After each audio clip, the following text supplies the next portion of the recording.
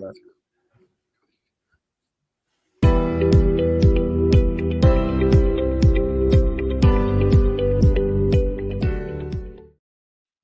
Hello, good evening, Aston Villa fans, and welcome to the Villa Forever podcast.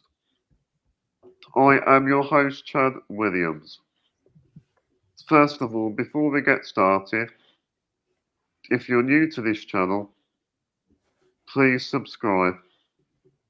Do what you can to help out this channel. Subscribing is completely free. It doesn't cost anything.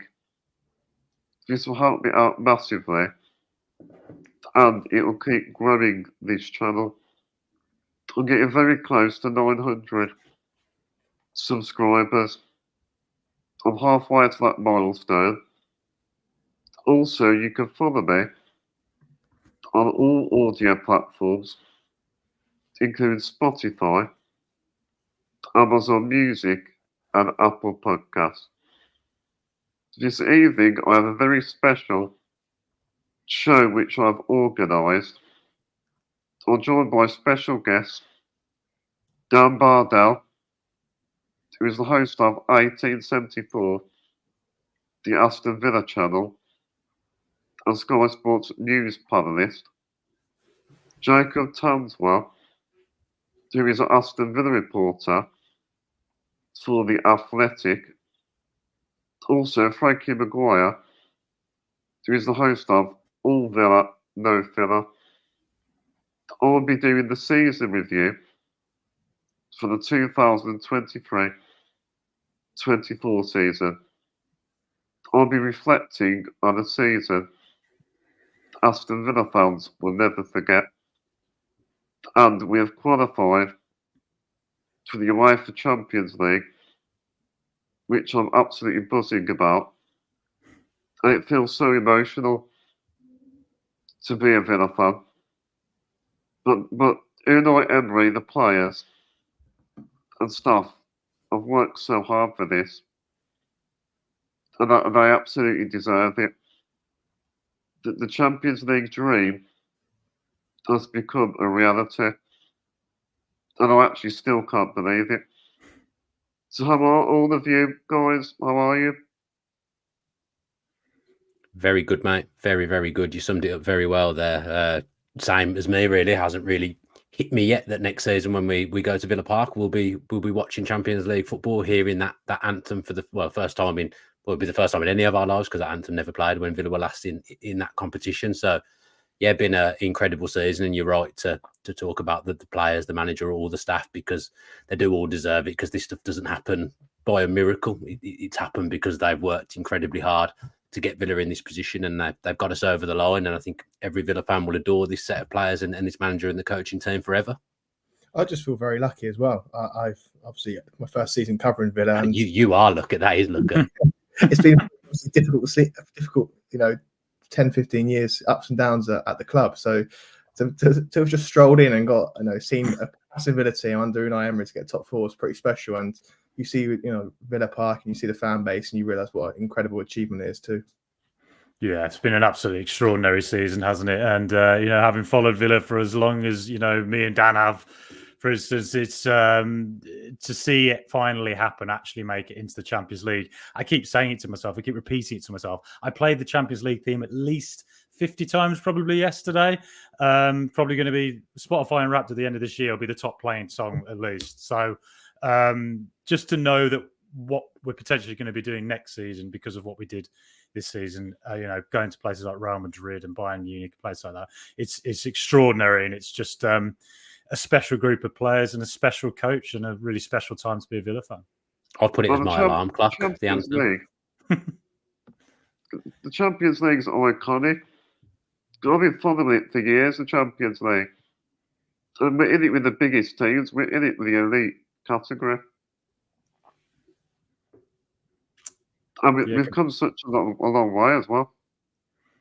Yeah, completely. I think when Jack Grealish went on his run against Rotherham in the Championship and we won that game 1-0, from that moment of that run and that goal and then the winning streak we went on, and to think we were playing Rotherham then, and next season could be Real Madrid. You know, it's to think in that short space of time where we've gone. You know, it's just it's extraordinary. It really is, and it's just a credit really to management, the players, and you know, the ambitions of the board as well.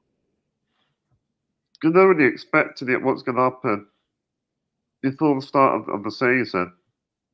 It's like that Phil Collins song, "Against All Odds," and we did it. I actually did. I thought we'd finish fifth. I had us fifth at the start of the season because we'd obviously ended the last season so well and finished seventh, a point behind Brighton, who we'd given them a 12-13 game head start. So I actually thought we could finish fifth, and then I hoped that, you know, fifth might be enough for Champions League football. Turns out it wasn't in the end, but, you know, for a long time, fifth looked like it would be good enough for Champions League as well. So actually, for us to have, you know, got fourth and finished fourth when fifth is in the Champions League place, I think that makes it even more impressive. And you look at some of the teams that we finished ahead, and I know like Manchester United and Chelsea, that they're not really the teams that they have been in previous years. But really, I think Spurs should have probably pipped us to fourth if you look at the amount of games they've played compared to us this season, the momentum they had at certain points of the season, the fact they went to Villa Park and beat us 4-0 as well. I think what it's shown is, because the second half of the season has been difficult for Villa, I think it's shown how good that first half of the season was, and the amount of work they put into that first half of the season to put themselves in the position that even if the second half didn't go as well, they've still managed to get fourth. And to me, that's what makes it the most impressive thing, because that first half of the season was absolutely exceptional. But yeah, with that Man City guy, I've never celebrated so much. I was a Man City fan for a day, we all were. But it wasn't just because of what other teams done. We earned the right to be there. Yeah. So, Dan, I was going to ask you a question. So, what do you make of the Liverpool home game? Well, look, it's clear that we are running on empty at the moment. You know, the players are having to put in such a huge effort every week. Injuries at the moment are absolutely crucifying us. Every time one comes back, it feels like someone else goes down and gets injured. You know, we've had Rodgers, Tielemans in recent weeks, and we've got players playing on one leg essentially at the moment. Leon Bailey's the one that stands out because he's clearly been in a lot of pain for probably 6-7 weeks, but he's still managed to get himself out there every single week and played through that pain barrier and still put in really high level performances. And I think maybe he mirrors the change in Villa over the last 18 months. You know, you look at how he was struggling over the couple of seasons before he'd go down in games, go off injured. You know, it really wasn't happening for him at all. But he's come in in the summer, took Emery's methods on board, worked really, really hard because he wasn't first choice at the start of the season. And he's got himself to levels that really we probably as a fan base didn't think he was going to get to. And I think towards the end of the season, you know, he became our most important player. And it was almost a case of if Leon Bailey plays well, Villa play well. So the fact that he managed to do that whilst being heavily injured, and, you know, Pau Torres has been injured for weeks and still playing as well. Tielemans came back on Monday to play as well. I think when you're watching those players battle, I think we obviously went 3-1 down and we were visibly struggling, but the crowd didn't turn. I think the crowd almost just were like, this is where we are. There's nothing left. It's been such an exceptional season, and we have run out of gas, and we're perhaps relying on others. But the fact that they found that extra little bit in the tank to come back and get 3-3, and, you know, credit to John Duran. I've been critical of him. He made a difference, did John Duran?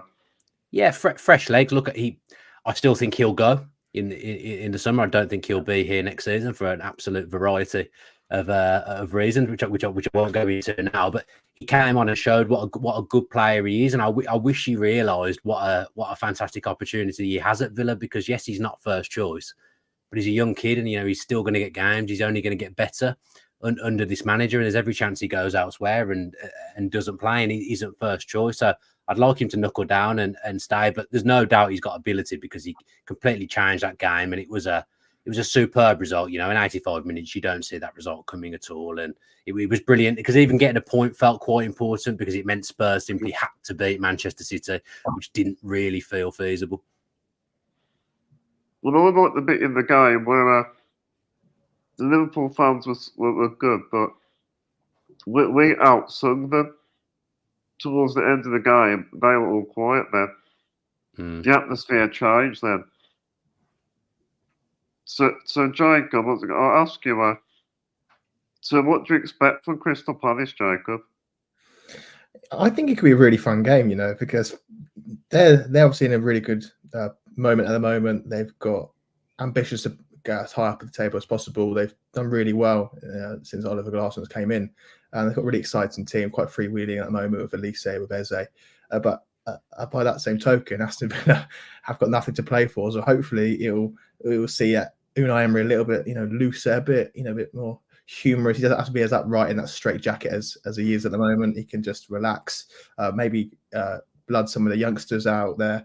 He might even turn up in trackies and some, who knows, some shorts as well to celebrate. And I think it'd be a day where there'll be a lot of goals. Not really much of a emphasis on clean sheets and a defensive structure. But I'm expecting a really good end-to-end game, and hopefully there'll be some more positive signs going into next season. I'll give the youngsters a chance, I would. Start Duran as well, I would. Give him a start. You're playing really well. Yeah, I think the issue is. Oh, sorry, Jacob. I was going to say, I think the issue is that we need. Everyone wants Watkins to get to 20 goals because no one's ever done that for Villa in the Premier League. Maybe you'll see Watkins and Duran. I also want us to break the 70-point mark. I don't know if we've ever done that before. Good. In the Premier League. That would be good. Yeah. Well, the 38-game seasons, Villa have never broken the mark. So, of course, you're right, Dan. I think that's a really good point, and that's obviously shown that Villa have got something to play for, actually. But at the same time, the only criticism you could probably level at Emery is that he's not really developed any of the young players in the academy as such. Maybe giving Omari Kellerman a few more minutes, Caden Young, some of these guys that have done really well in under-21s who have been on the bench for a long time, maybe not have got the minutes because they should have done in the 21s because they've been with the first team. Maybe give them a few more minutes as a recognition, but also a sign that Villa actually do develop youngsters rather than just selling them for FFP purposes. Yeah, because Crystal Palace, they've come into some good form at the moment. And they got some good results off Man United and Wolves. It's not an easy place to go to, I don't think. No. And Selhurst, we haven't had the best record at Selhurst. I was actually there last season when we lost 3-1, and I stormed out the ground in about the 85th minute. I think it was the Gerrards. It was early last season, and I think it was. I don't normally storm out. I'm pretty level-headed usually, but I stomped up them stairs. That was when I was fully Gerrard out, really, and that early in the season. So, yeah, hopefully we can put that one way back in my memory and get a better result this Sunday. And let's give the away fans something to cheer about because they've been fantastic as well. So, Frankie, so what is your overall thoughts of Aston Villa this season? How would you describe it? I'm not sure William Shakespeare himself could write the words to describe how I feel about Aston Villa this season. It's just, there's been some very, very dark days which we've endured since roughly 2010 through to about 2019-ish, probably. And there's been some tough times recently as well. But ever since Unai Emery came in the door, it's just been a breath of fresh air. And he is that sort of talismanic managerial character that I don't think I've really ever seen at Villa in my life. A couple of other managers have probably come closest to that, but he's the one who I've never felt such faith in every decision he makes. And so to have him, the last year and a half has been incredible. But this season, to see it all accumulate together and to, experience Europe for the first time in about 16 years, really. I mean, we forget the Rapid Vienna games. I mean, to go on a proper run in Europe, I think 2008 is probably the last time we did that. So we're not really a club that has recent experience of that. So to get through the season, doing the Thursday to Sunday thing, getting to a semi-final of a European competition. They managed it really well. Managed it really, really well. And there were some stats, I think, on Monday Night Football the other day about how Villa are one of the lowest running pressing teams in the league. I was absolutely amazed by that. I knew we were low, but I didn't think we were that low. And again, that's probably just managing players' energy and just shows the ingeniousness of Unai Emery that he can do this. And then at the same time, those European games, but also get you bounce back from bad defeats. Newcastle earlier this season, Liverpool earlier this season. We always come back. Bad results in Europe, we always come back. It's just he's just instilled in us this season a kind of resilience that I've never associated or seen consistently from an Aston Villa team as I do now. And so for it all to end after all that with a Champions League place, given the fact we finished ahead of, Tottenham, who I think actually have a really, really strong squad, who, and also, as Dan mentioned, didn't have European football this season, is an amazing achievement. And honestly, one of the, maybe the greatest season I've ever seen in my life supporting Aston Villa. I think we need to get an Emery statue outside Villa Park. I want to get a tattoo of him. That's what I want to do. Well, but, yeah. Actually, I'm going to do that as well. I think, I'll definitely do that. I'll go on then. I will as well. Well, we'll all go together. And Jacob, are you going to get one? It would look a bit weird me having a tattoo of Emery. Well, I think it's been an absolute roller coaster. It's been unforgettable. And also, I think they've gone up that extra level since last season. And we're spoiled to what we're seeing, very spoiled. And it's scintillating football as well. And I just hope now that we can keep consistent at that level, just keep consistent. And I think we can compete at the highest level. And trophies will definitely come. Yeah, it's only a matter of time. Yeah. Can happen. You can see the job that he's done already as well. It's only 18 months, isn't it? Like we're not far into his tenure, and we've qualified for Europe once, and we've qualified for the Champions League once as well. So sorry, Conference League once, and the Champions League in 18 months. These were things that when he came in, we thought might happen one day, perhaps. But I don't think even in our wildest dreams we thought we'd get Europe in his first half of season. And I've said earlier that I did think we could get Champions League, but I didn't for any second think it was certain or something that we'd definitely be able to do. So to have done this so early in his tenure just speaks volumes for what a good manager he is. I'm working on something at the moment, and I went back to the first game he came in. You could see after probably 2 training sessions the visible difference in the team, how different they were, how well coached they were. They looked a better coached Villa team in that first game after 2 training sessions than I'd seen probably since the 90s. I would expect when football was very, very different. Because although we had a good team under O'Neill, and people would have listened to podcasts and stuff recently, it's clear we weren't a well drilled or well coached team leading up to games. If we managed to have training at all in the week leading up to the game, so this is it's the bet. Like Frankie said, I think this is the best team I've ever watched, and I know we've won a couple of trophies in my lifetime, 2 League Cups, but I think this season probably outweighs them for me. Maybe because I'm older and I obviously remember it better. But to qualify for the Champions League, like you, Chad, I've always been a massive fan of the Champions League. I've almost been obsessed with watching it, to the point where I watched some ridiculous games, and since that year Manchester United won it in '99. And I almost fell in love with it, and I've really yearned and wanted Villa to be a part of it. And I was saying earlier that we got so close under O'Neill when I thought it was going to happen, and it didn't. But I think the way we've done it this time, and that some of the horrors that we've been through as a fan base, to have got it done now and be in the Champions League after all that stuff that we've been through, I think it's made it even more special. And I think when we hear that Champions League anthem at Villa Park, I know for fact already that I will cry, and I'm sure there'll be other people doing exactly the same as me. Yeah, it's going to give us the goosebumps. And go back to what you said about Emery. We're not the finished article yet, as well. No. So, Jacob, who's your player of the season?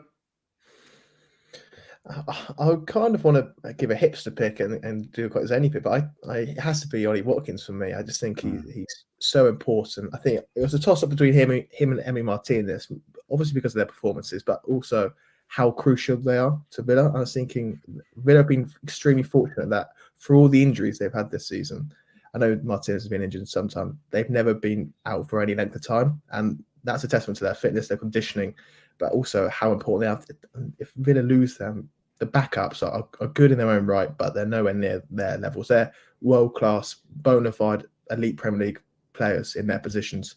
But I have to go for Ollie Watkins because he's the first person to score 10 goals or register 10 assists, score 15 goals in all of Europe. He's selfless. He sets the standards in training. He's a leader as well. He's developed that part of his game. And although there's been a lot of a good supporting cast, Leon Bailey deserves a big mention. John McGinn, Ezri Konsa, especially earlier in the season. Ollie Watkins is the talisman, and I think for me, he's my player of the season. Because Ollie Watkins, he works so hard for the team. It's not just his goals. He contributes to the team as much as he can. I think he's good without the ball as well. Holds it up really well. His hold-up play is fantastic. And the way that he brings players into the game, he links up as well. And does anyone know when the England squad is announced? Next week, isn't it? I think. Is there a provisional, Dan? Do you know, or is it straight into 26? He'll probably name around 28, 29 players, but obviously, you can make changes right up until the day before your game. I think you can still make changes for us. I think he'll name a provisional squad, but there won't be much more than 26 in there. But Watkins will be in that squad. There's absolutely there's no chance that he can't be in it. Question more about Ezri Konsa, isn't it? Really, I think Ollie Watkins is probably a banker. If you're looking at other Villa players, you look at Konsa. You've been in and around the England team for the last couple of international. He got a lot of game time last time. Whether he will get in as well, and I think with 26 man scored, he's got every chance, hasn't he? Got more chance. Yeah. Emery, he's done absolute wonders for Watkins. He told him to believe in himself more. So I think he's really helped his confidence, Emery. Yeah. He's always a good player. But now he's improved so much with Emery. I mean, all the players have. He's improved every single player. Yeah. Well, so Frankie, what is your favourite goal of the season? There's been a few good ones, but I think the one I'd pick is it didn't win goal of the season, but I thought it was John McGinn's against Arsenal. And the reason I've gone for that is because I think it came obviously in that amazing 3-day spell where we beat Man City and Arsenal, which was just absolutely unbelievable. But the goal itself, it came basically just about a year after Unai Emery had joined Aston Villa. And it was kind of a culmination of a year of coaching under Unai Emery, being brave at playing it on the back, at the back, playing from back to front. It was Pau Torres stepping forward and almost lifting a ball into Ollie Watkins. It's quite a common move. They do that link up quite a lot, actually. And Watkins coming typical Emery goal. Yeah. And then it moves its way out to the right, and the understanding between Tielemans and Bailey, and then Bailey just sort of drawing the Arsenal players and then smartly pulls it back, and there's McGinn. The whole thing from start to finish was pure distilled Emery ball. It was absolutely incredible football to watch, and I think it wasn't just one of the best Aston Villa goals of the season. I think it was one of the best Premier League goals of the season. It was truly something I thought I'd never see at Aston Villa. Total football. It was brilliant. It all started from Pau Torres. Lots of goals. Yeah. What are you going to say, Jacob? Sorry, Chad. I agree with Frankie. I thought it was either between John McGinn's at Arsenal and also Matty Cash's at Burnley. If you remember that early in the season, I think it was a 19-pass move, and I only gave my goal of the season to that goal because there was a little bit more patience. I think obviously it started from the McGinn goal started from Martinez, and it was quite quick, quite sweeping. Where I think the Burnley goal was pretty patient. Diego Carlos gave it into Watkins. You were saying earlier, Chad, about Watkins' hold-up play. And that was an example there. Gave it to Watkins. I think it came back to Torres. They circulate the ball a little bit, nice and patient. And then they picked their time to go through the gears again. And it ended with a really good finish from Matty Cash. So that was the goal that I just remember. And that's always been my favourite. Obviously, I think John Duran got voted the goal of the season. That's just a goal that epitomises him as a player, as a person. But going on Frankie's theme regarding team goals, that Burnley goal was one that sticks in my mind. And it was against Arsenal again, but I want the Ollie Watkins finish. Yeah. We chipped the goalkeeper. That was fantastic. Yeah, it was great. It was such an important goal as well. Yeah. And we stopped Arsenal winning the title.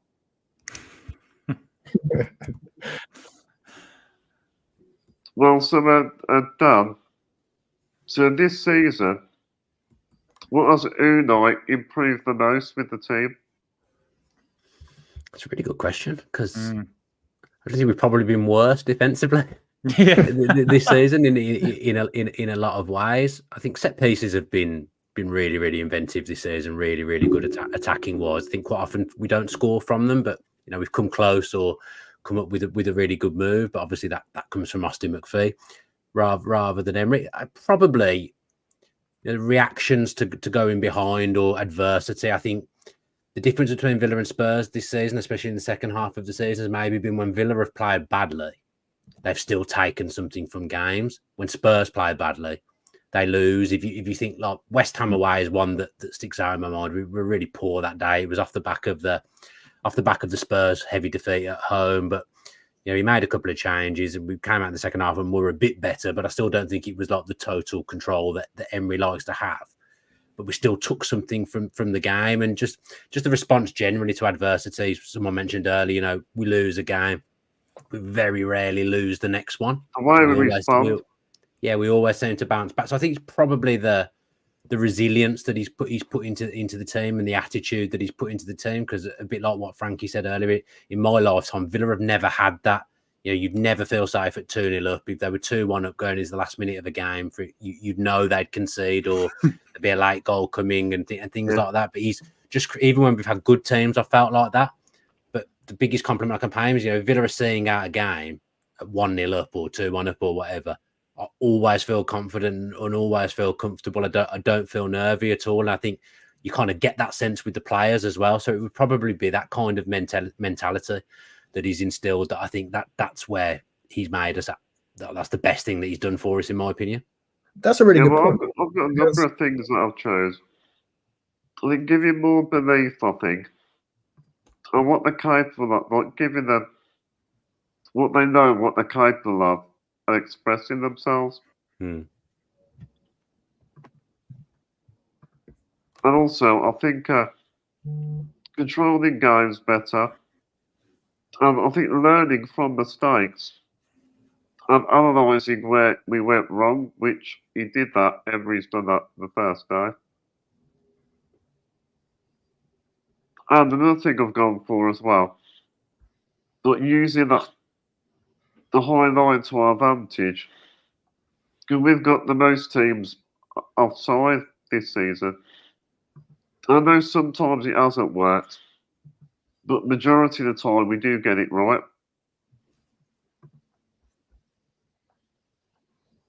And the last thing that I've chose is keep the winning mentality and working hard even when you don't have the ball. So Jacob, what do you think about that?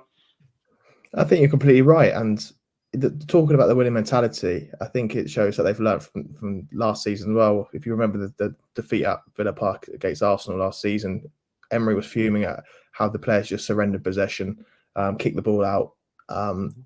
And you look now, and I'm just trying to think, have there been any games where Villa have been holding on to a 1-goal lead, where they've really been counting their own box for the last 5 minutes or so, where they've just been in their own box, not many, really, throwing bodies at it, clearing it anywhere?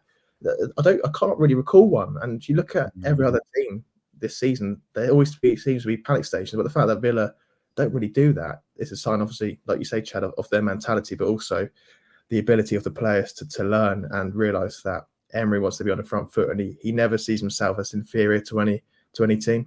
he obviously will give and take depending on who they are, but he's always got a game plan to exploit teams, and that's why I think Emery went about 88 games in his Premier League tenure without a 0-0 draw, because, although Villa are conceding a few more this season, they're always trying to hurt teams, even when there are injuries or even when there are fixture pile-ups. And that's, like you say, that's a testament to their mindset.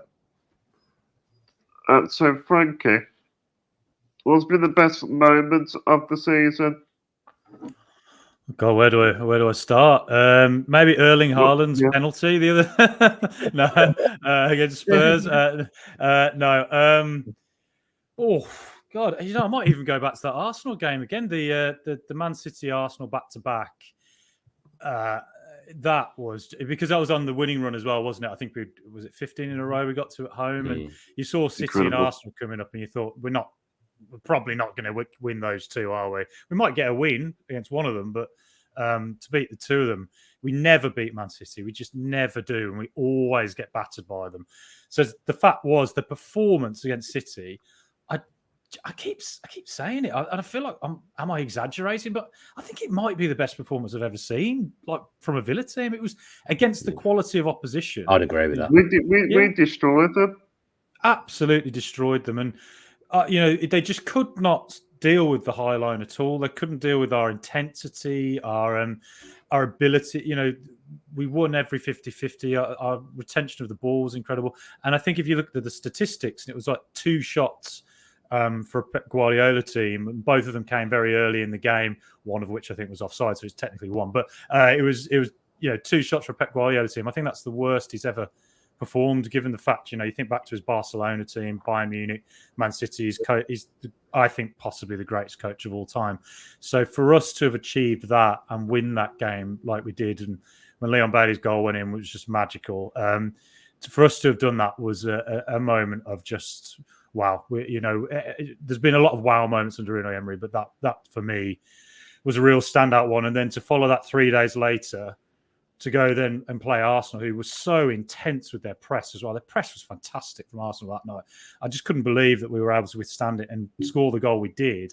And then it's probably for 80 minutes, considering how good we were against City, against Arsenal, we clung on. Let's face it, it wasn't our best performance, but it was that resilience coming to the fore. We did cling on, we did hold out, and we played our game. And Arsenal didn't really have that many clear-cut chances at all. So I think that moment, the sort of winning the 2 games, and probably the Man City win, I think that for me is my moment of the season.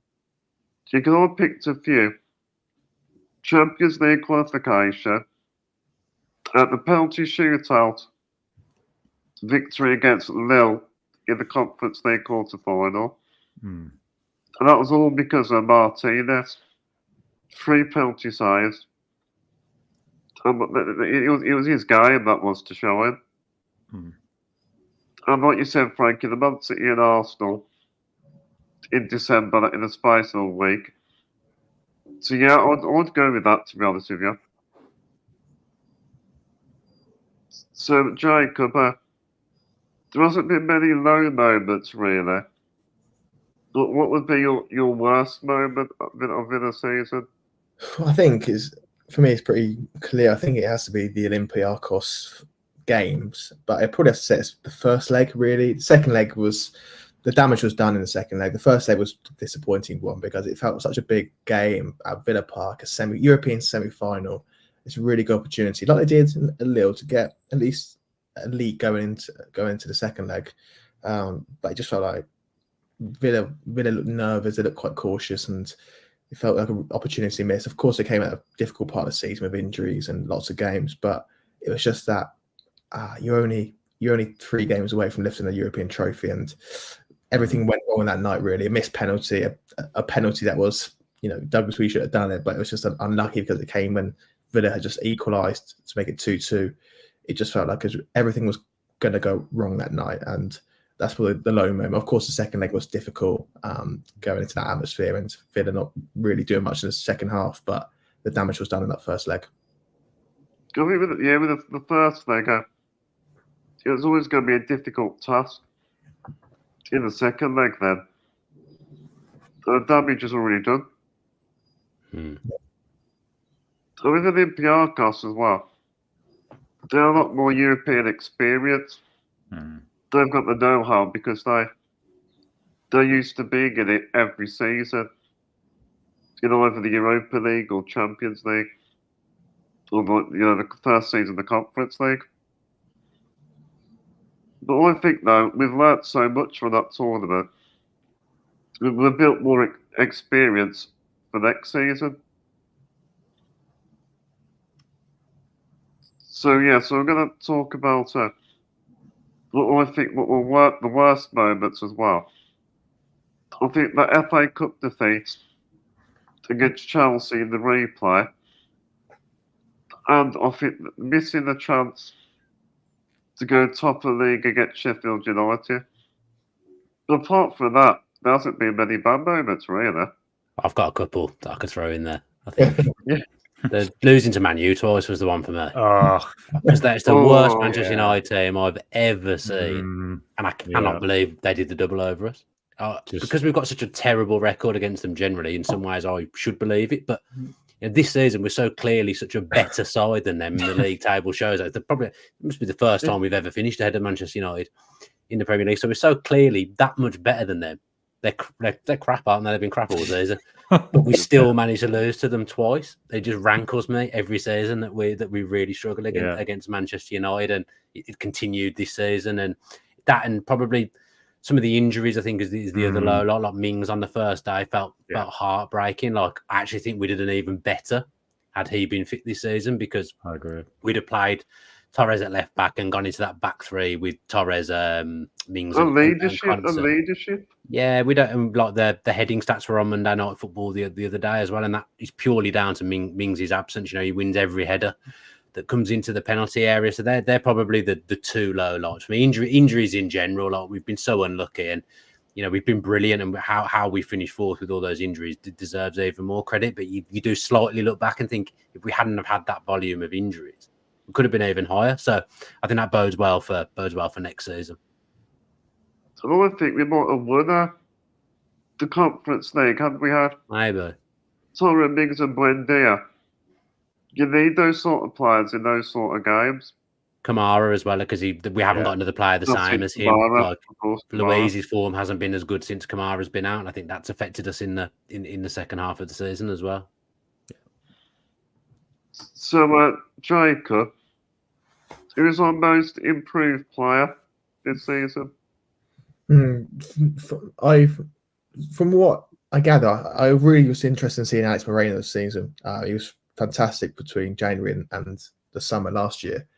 For me, I've been really impressed by Luca Dean, how he stepped in. I think the last couple of games he's gone off the boil, but overall, given how long Alex Moreno has been out for, and when he does come back, he's not been at his best.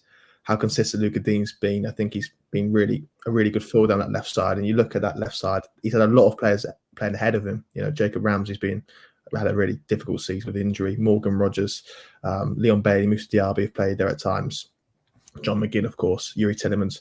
He's had different partnerships down that side, and I think for the most part he's defended really well. And when he did get injured at Old Trafford, which was the start of the collapse, Villa didn't seem themselves in the weeks afterwards, and I don't think it's necessarily because of Luca Dean as a player skill-wise, but it's more about the balance he gives and just the reliability he had.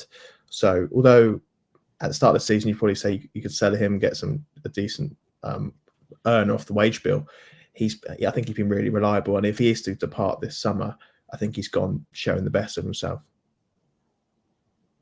I'm going to go Leon Bailey. Yeah. I think under Emery, he's just improved so much. And he's a good impact substitution in the away games as well. And he has so much pace.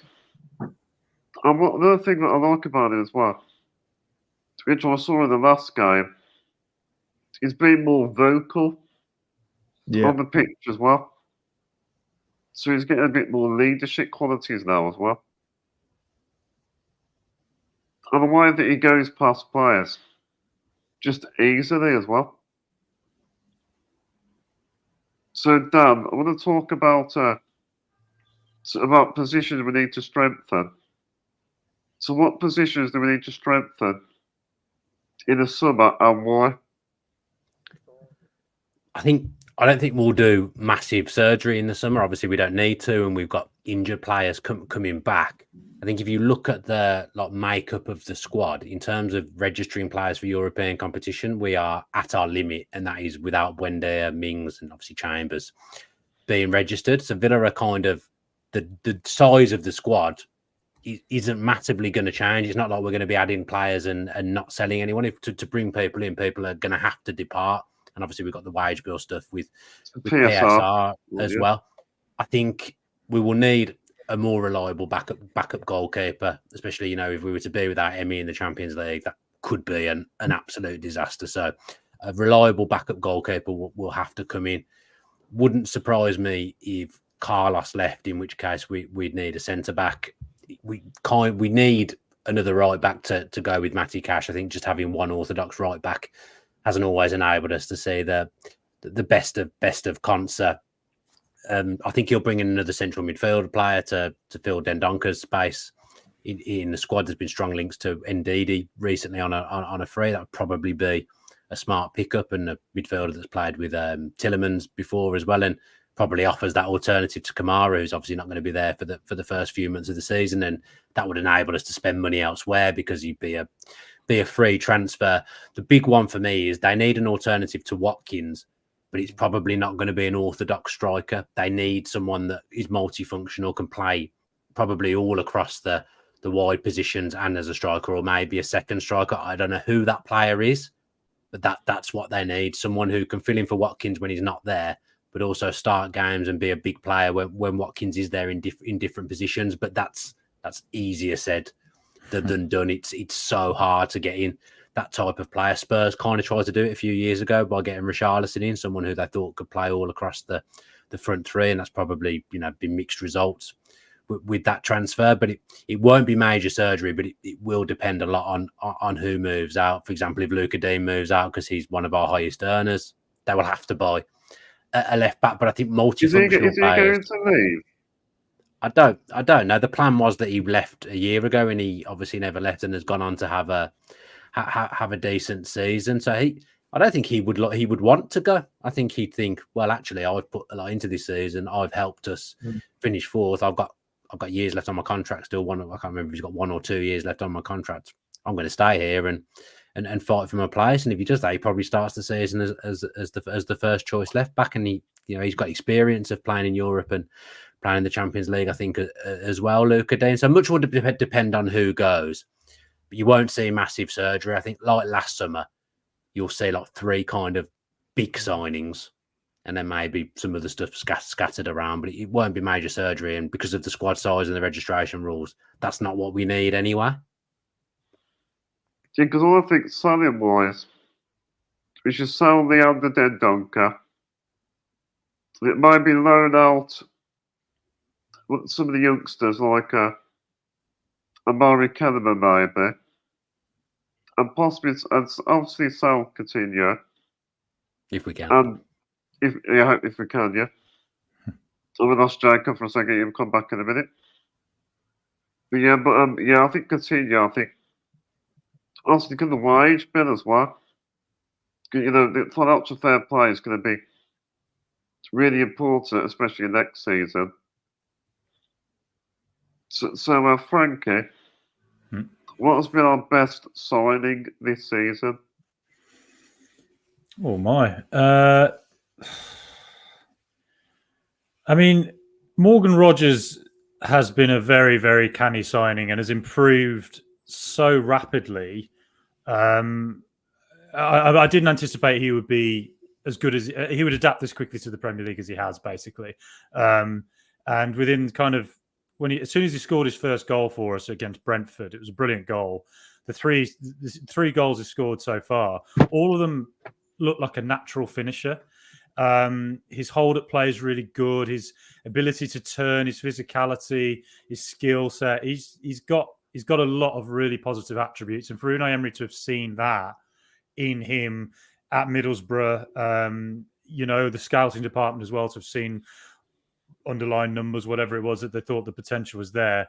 There's certainly some very, very promising signs from Morgan Rogers. And I I wonder if, with his physical attributes, he's a tall guy, good at holding it up. He's obviously got places to improve. Sometimes he needs to release the ball earlier. Sometimes he makes a wild pass or two. But I think I wouldn't be surprised if, I dare say it this early on. I probably shouldn't, but he could be one day an heir to Watkins. He might actually be somebody who ends up as a striker, just because of his attributes, what he's got. And I wouldn't be surprised if next season he does actually feature up front a few times, and we see how he gets on in that role. But he's been a superb signing, and I think Moussa Diaby as well. I think he's been a bit patchy this season, but we just got to be patient with him. Like, his numbers actually for a first season are good. They could definitely. I'm sure he'd want them to get even better as well. But you just got to look at the example of Leon Bailey and think, he struggled massively for 2 seasons, to be honest, for any kind of consistency. And this season, he's looked like one of the most electrifying players in world football. And I think Moussa Diaby is another player who it's an adaptation for him. He's been, a lot of games, probably as the season's progressed, he's playing with his back to goal and he's getting big physical defenders following him around the pitch. I've actually watched that in the stadium and I've seen it happening. And I guess for him, it's just an adaptation to that sort of second striker role, having played as a right winger at Bayer Leverkusen for so long. This season for him was a transitional season. And I think he's actually done relatively well. But I'm sure he himself will want to get even better. And I think he probably can. So I think he's one to watch for another year or two. But yeah, I think, I think I'd probably go Morgan Rogers. I hope there's not someone I'm really blatantly missing. But yeah, Pau Torres. What am I on about? Pau Torres. Of course, it's Pau Torres. There we go. Yes, Pau Torres. The man's transformed this team. He's transformed it from back to front. His distribution is absolutely outstanding. He plays like a classic Spanish sort of deep line player. Somebody you could imagine in that sort of like Busquets role, but he obviously plays in central defence as Busquets to CDM. But it's a little bit like John Stones, or I think similar. Yeah, the way he distributes the ball. There's some similarities for sure. And I look back on Bayern Munich being linked to him a year ago, and I look at who they signed and how the problems they've had in defence. I wonder whether they made a mistake not to go for Torres, actually, because I think, like I say, I think he's transformed not just the defence but the entire team. And I think it's a shame Mings did get injured, because it would have been interesting to see how those two might have worked together. Maybe Mings would have played as a left back at times. You never know. But yeah, I think I got there in the end. But yeah, I think it's Pau Torres' signing of the season. Yeah, I think with Pau Torres, he's definitely been worth it. He suits Unai's system. He's always very comfortable with the ball.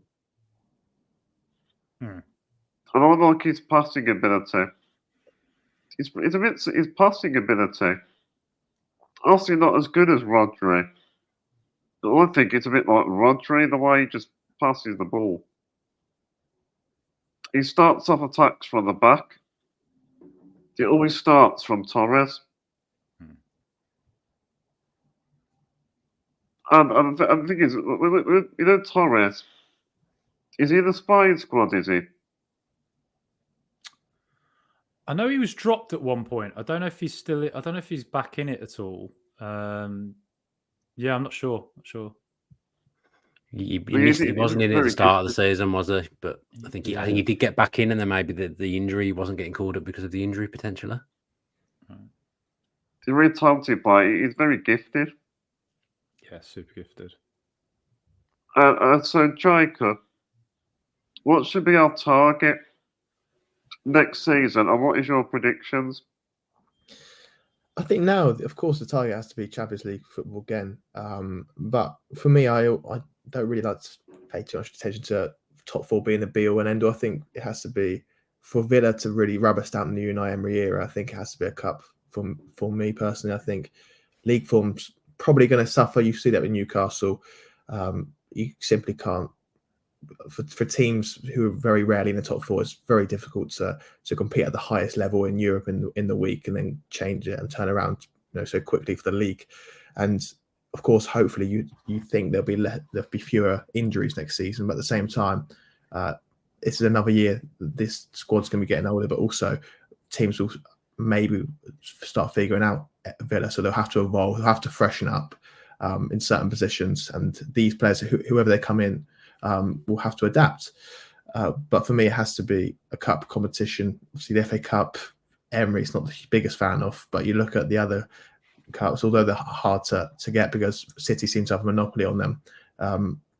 I think it would be a really big achievement, and supporters are pining for a cup. And if any Villa era is going to do it, this one should be it.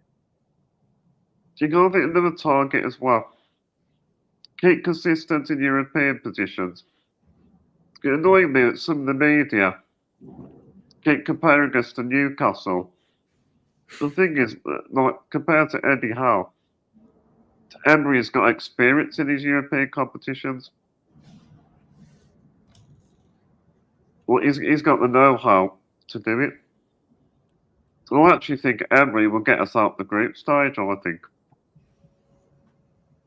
Yeah, it's that change format, isn't it, this time round? So It's all different though, isn't it, next season? You've got a minimum of 8 games, 8 group games. So you're 4 at home, That'd be 4 good, away. You're playing 8 different teams. So no Villa. Maybe it's good to qualify this time around because it's new for everyone. It's not the same format, and then the top 8 go through automatically, and then the next, I think, it down from 9 down to 24, they go into like a playoff, don't they, to get in, and then there's none of this dropping into the Europa League or anything like that. So I actually think it's quite a good format, and the fact that we're going to have at least 4 games of Champions League football at Villa Park, that's something to be excited about. Yeah, I think it was with Newcastle as well.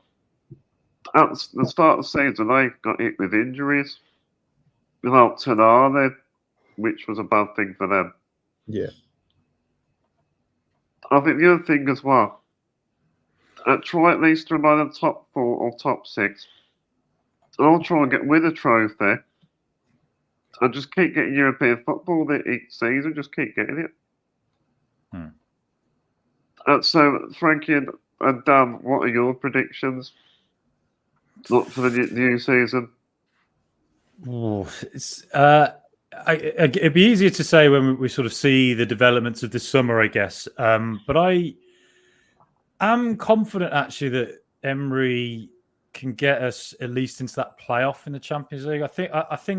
I believe we can get a big result. I think we can get a scalp. I think we can get a big result. Obviously, I think there's probably going to be a few difficult moments as well in the Champions League. It's just the nature of it, the experience of it. And I'm pretty sure Jude Bellingham is rubbing his hands with glee, hoping he might be playing in front of the whole end. I can't believe the one time we might ever play Real Madrid, their best player is actually a Birmingham City fan, which is incredible. We just add an extra layer of drama to it. How has this happened? But yeah, I think I back us to actually do probably a bit better than a lot of people are going to anticipate in the Champions League, but I think we'll also have a few difficult moments in it, but that's just part of it. I think winning a trophy is going to be difficult. I don't know. I don't know if Emery's going to prioritise either of those domestic cups next season. I think he'd probably focus on the Champions League and the Premier League. So I don't know if we're going to get a trophy next season, really. But yeah, I think we're in a good spot. I think we can get top 4 again next season, just at this very moment in time. It'll be difficult. Chelsea are starting to show signs they're getting their act together, and I think they might be a side that maybe pushes for it next season. I think Liverpool will be like. It's going to be very difficult. Very, very difficult to replace such a massive personality as Jurgen Klopp. They're potentially, a target, but that said, they still have a quality squad, and that you can't ever write off Liverpool, never. But it's going to be a difficult transition for them, of course. Yeah, I think Villa aim again for the Champions League, and I think aim to have a good run at least in the Champions League as well. Well, do you hear my predictions? So I think we're going to finish 3rd in the Premier League. Love it, Chad. Nice. I think Champions League, last 16, and we're going to win the Carabao Cup. Wouldn't be bad, that would it? Yeah, we probably all accept that, wouldn't we? I think the Champions League will suit us. I think, especially in the group, when it's a one-off tie against anyone. We've shown in one-off games that we can win. It's the two legs where we've struggled to manage that. But we beat Manchester City in a one-off game. We beat Arsenal in two one-off games this season. They're two of the best teams on the planet at the moment. So there's no reason for Villa to fear anyone, and they've got the perfect manager because he took Villarreal to a Champions League semi-final, who were underdogs all the way through that competition. So I don't think there's anything to be afraid of in the Champions League. Yes, we could come a cropper at some point, like Frankie says, and there's bound to be a tough ask or a tough game at some point. But there's no reason why any team can't come to Villa Park and get beat by us. I genuinely, honestly believe that, because that's what Emery's good at, coming up with plans for one-off games. That's his mantle. Well, very quickly, did everybody see Unai Emery's video message to the fans earlier? Yeah. It was absolute class. Yeah. I think what I like about Emery, what he's got as well, he's got a real bond with the fans as well.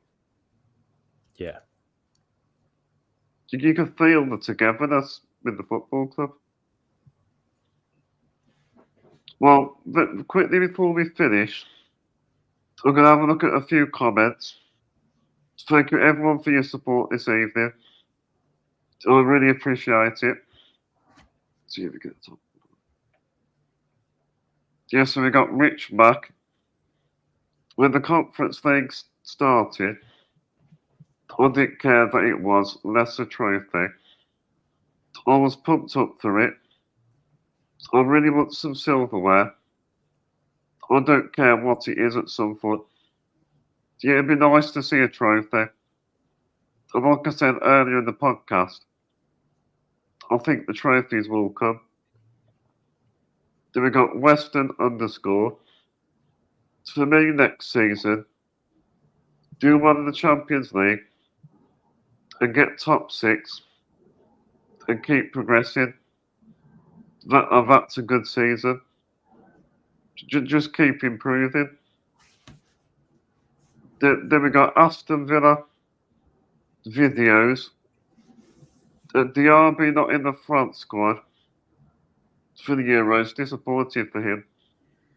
That is a shame for him, because you want to see as many Aston Villa players in the Euros as possible. But at least that will keep us busy until the excitement of Champions League. Then Kate Webster, like that, Chad. Well, yeah, I'll tell you what, this has been a great podcast episode. And I think it's great to hear different perspectives from some Villa fans and broadcasters and reporters that are doing a great job. So everyone, before we finish, both can you give me your score predictions for Sunday, all of you? 7-5 either way. I think it could be a wild one. I think Watkins will get his 20th though. I'm gonna go there. I'll say 3-2 Villa. Why not? Well, yeah, I'm gonna go for a 1-1 draw. I think I'll go for a 1-1 draw. I think.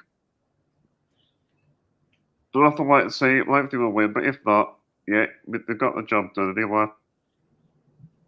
Well, yeah, I'm going to bring this episode to a close. Thank you everyone for watching. If you enjoyed this podcast, please give it the thumbs up and show how happy you are about Champions League. Share this video, and all audio listeners, feel free to leave a review about what you think. But make sure to subscribe if you haven't. Make sure if you haven't. And make sure to click the bell icon so you don't miss out on new content. Also, let me know your thoughts in the comment section. Thank you so much, Dan, Frankie, and Jacob, for your time. I'm going to wrap up this episode with Up the Villa. Up the Villa.